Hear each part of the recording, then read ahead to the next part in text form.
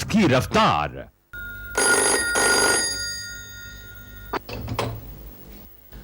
Hello. नमस्कार विजयराज जी, मैं आपका सेवक दिव्याकांत महात्रे, डीएम। सुना है अब तक आपके विलास की लाश का पता नहीं चल सका। बहुत बुरा हुआ। मैंने सोचा कि आपको फोन करके शोक सांत्वना दे ही दूं। काम की बात करो। आप बहुत समझदार हैं विजयराज जी, हमेशा काम की बात करने को ही कहते हैं। जब आप इतने समझदार हैं तो अपने रिपोर्टर मंथन को यह समझा दें कि वो ऐसे आड़े टेढ़े काम ना करे जिससे उसकी मां पुत्रहीन हो जाए। दिव्या बोल, मैं तुमसे पहले भी कह चुका, मुझे धमकी देने की कोशिश मत करो। प्रेस की ताकत को अपनी सत्ता की ताकत से कम मत समझना कभी।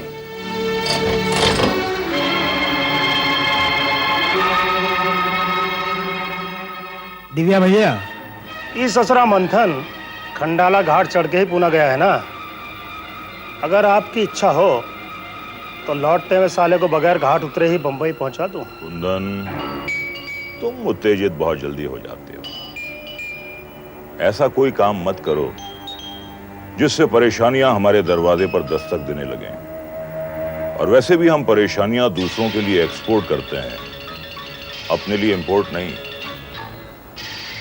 विजयराज और मंथन का रिश्ता तो बहुत दूर का है, लेकिन मां और बेटे का रिश्ता बहुत करीब का होता है। कैसी रही? भाई तुम बातें तो बहुत दिलचस्प करते हो। सिर्फ बातें नहीं, मैं आदमी भी काफी दिलचस्प हूँ। अरे आप लोग चाय पीजिए ना। सुना है कि गर्मी के मौसम में गरम गरम चाय ठंडक पहुंचाती है। चीयर्स। चीयर्स। मंथन, एक बात पूछूं तुमसे? हाँ पूछो।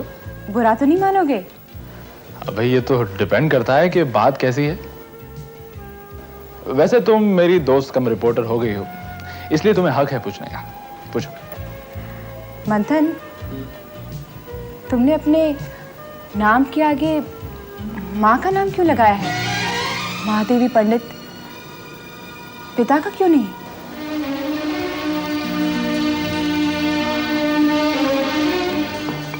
अब आज तुमने मुझसे बहुत बड़ा सवाल किया है।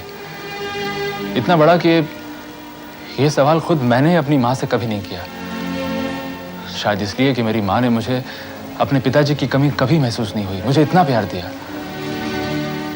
हाँ, ये बात सच है कि ये सवाल मेरे जहन में होश संभालते ही बार बार उठा, लेकिन अपनी माँ के अतीत की याद दिलाकर मैं उन्हें दुखी नहीं करना चाहता था।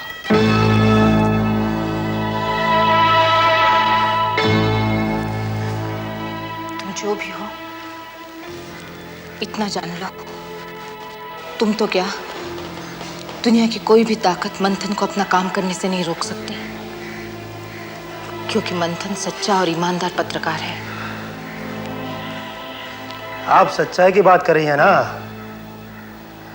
अरे हम तो आपके जीवन के इतिहास की वो सच्चाई जानते हैं जो आपके सुपुत्र भी नहीं जानते हैं।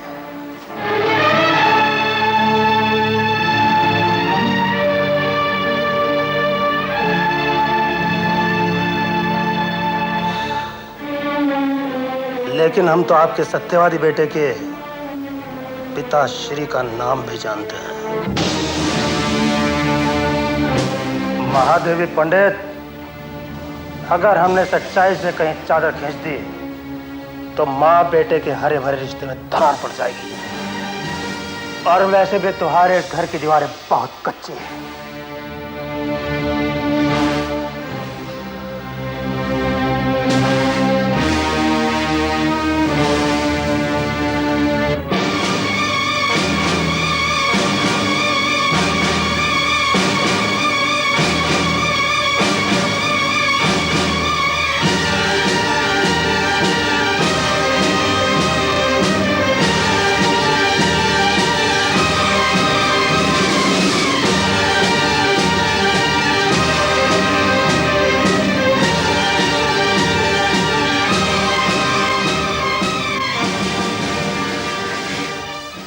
ये सब क्या है? वो आदमी कौन था? आपके बारे में सब कुछ कैसे जानता है वो? देखो बहन, मैंने तुम्हें अपनी बहन समान मानकर अपना सब कुछ तुम्हें बता दिया। अब तुम्हारे दुख दर्द मेरे साथ नहीं बांटोगी? बताओ बहन, मंथन के पिता जिंदा है या गुजर गए?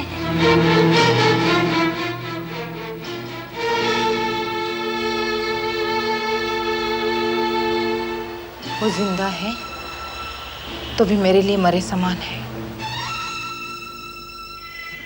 हाँ बहन, कई साल पहले की बात है।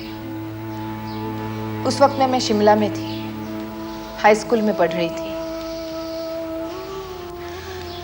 उसी वक्त मुझे एक पायलट ऑफिसर से लगाव हो गया था। लगाव प्यार में, और प्यार चुपचाप की गई शादी में बदल गया। एक दिन वो प्लेन लेकर चला गया और फिर वापस ही नहीं आया। सुना था उसका प्लेन क्रैश हो गया और यहाँ उसकी चाहत का प्यार मंथन बनकर मेरे गर्भ में पल रहा था।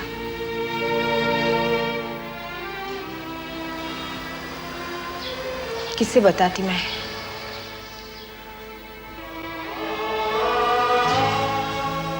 आखिर मैंने तय कर लिया, इस बेटे को मैं अपना नाम देकर जन्म दूंगी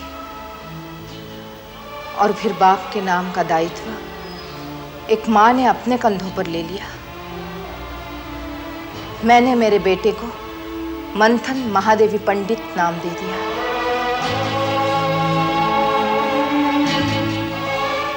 लेकिन बाद में पता चला वो उस प्लेन क्रैश से बच गया था और उसने विदेश में जाकर शादी भी कर ली। कैसी विडंबना है ये! हम दोनों ने समाज से अपमान पाकर सम्मान लायक बेटे पैदा किए। एक बात बताओ बहन, आपने उस औरत के बारे में कभी कोई जानकारी नहीं ली? नहीं, पता नहीं वो औरत कौन थी।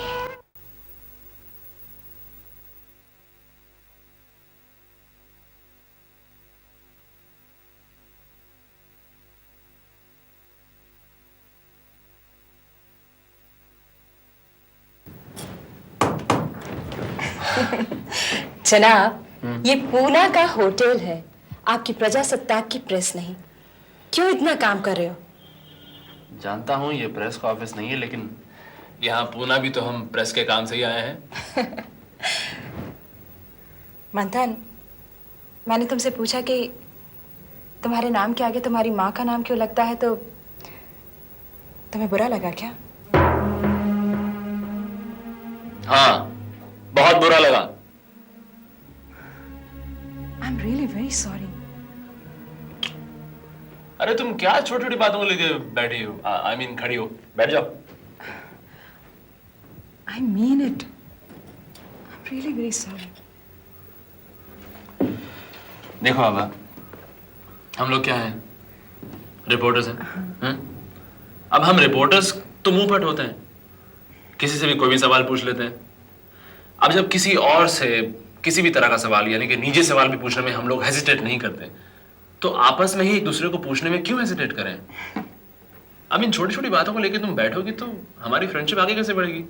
मुझे सच में बुरा नहीं लगा। Relax, forget it. ये बात तो है।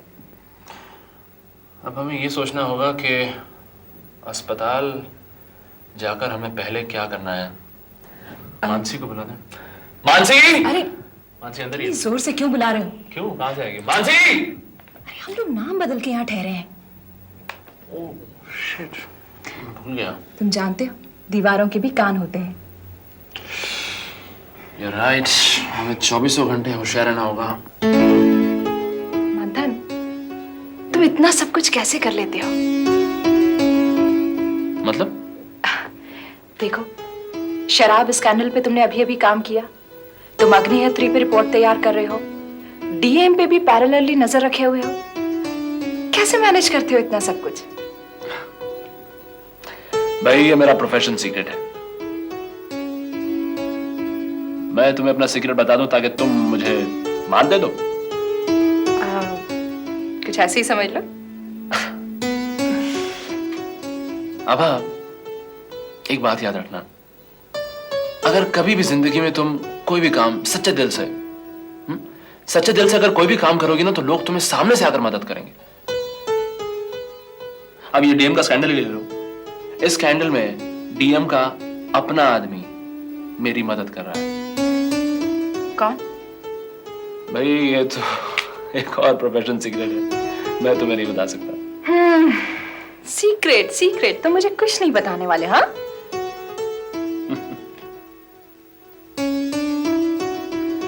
अब जिस आदमी को हम लोग मिलने जा रहे हैं वो भी डीएम का एक अपना ही आदमी है,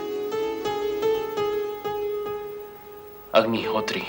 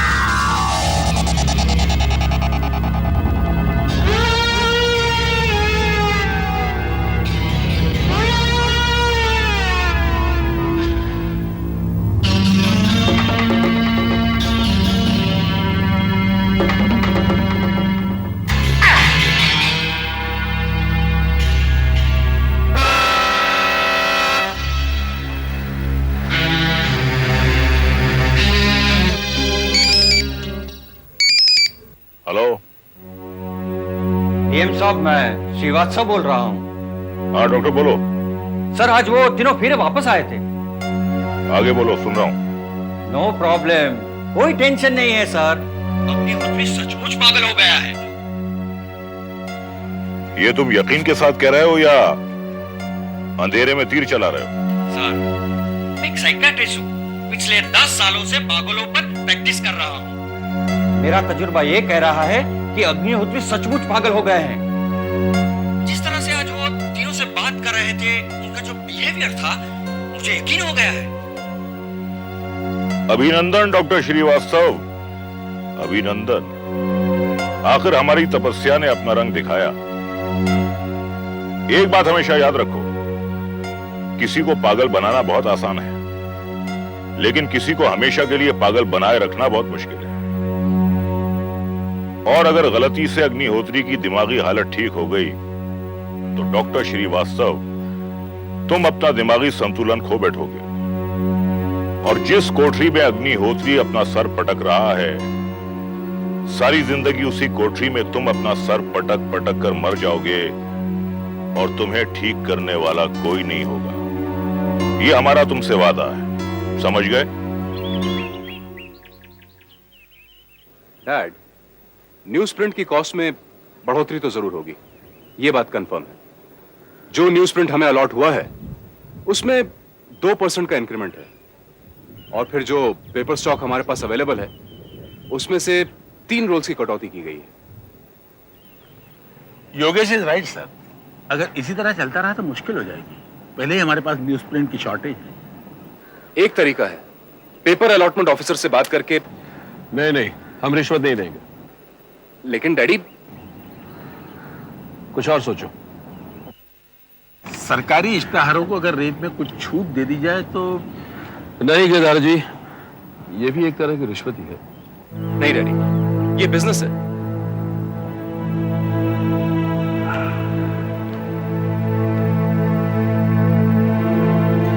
नहीं, ऐसा बिजनेस हम लोग नहीं करते। और फिर हमारे एडवर्टाइजमेंट का रेट तो ऑलरेडी कम है, और कम करेंगे तो हम लोग ऐसा क्यों नहीं करते कि कुछ एक्स्ट्रा पेपर मार्केट रेट पे उठा ले। तो फिर कॉपी की कीमत बढ़ानी होगी।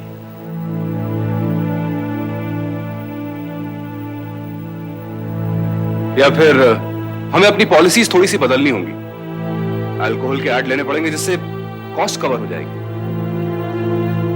योगेश, ये पॉलिसीज तुम्हारे दादाजी ने बनाई थी। वक्त के साथ जो जायज था वो हमने बदल दिया, जो जायज नहीं है वो नहीं बदला जाएगा। कुछ पॉलिसीज ऐसी होती हैं जिनका आधार हमारे संस्कार होते हैं, और वो पॉलिसीज हम कभी नहीं बदलेंगे। ऐसी मुसीबतें हमने पहले भी आई हैं और हमने उनका सामना किया है, और इस बार भी करेंगे। ये जनता का अखबार है और जनता ही इसे चलाएगी। इश्तिहार अखबारों के लिए होते हैं, अखबार इश्तिहारों के लिए। तो ठीक है सर, लेकिन इससे सारा इकोनॉमिक्स गड़बड़ हो जाएगा। सिर्फ 50 पैसे बढ़ा दे तो कौन सा फर्क पड़ जाएगा? बहुत फर्क पड़ेगा गिरधारी लाल जी। इस शहर में बहुत से ऐसे लोग हैं जो 2.5 रुपए का वड़ा पाव खाकर अपना पेट भरते हैं और फिर भी हमारा अखबार खरीदते हैं। देखो योगेश, मैं उनके 2.5 रुपए में से 50 पैसे छीनना नहीं चाहता। चने बेचने वाले, हाथ काड़ी खींचने वाले, बूट पॉलिश करने वाले, जितने भी गरीब तबके के लोग हैं वो सब हमारा पेपर पढ़ते हैं। हमारी इकोनॉमिक्स गड़बड़ हो जाएगी तो हम उसे संभाल लेंगे, लेकिन मैं नहीं चाहता कि उनकी इकोनॉमिक्स गड़बड़ हो। तो फिर आप ही बताइए क्या करें। लॉस कितना होगा? लॉस तो नहीं होगा, लेकिन फायदा भी नहीं होगा। कम से कम 10,000 कॉपीज कम करनी पड़ेंगी। ठीक है, फिर यही करो। Okay dad. गिरधारी जी, पुणे से कोई खबर आई? जी वो मंथन के फोन का मैं इंतजार कर रहा हूँ, आज शाम तक आ ही जाएगा। ठीक है, आप जा सकते हैं।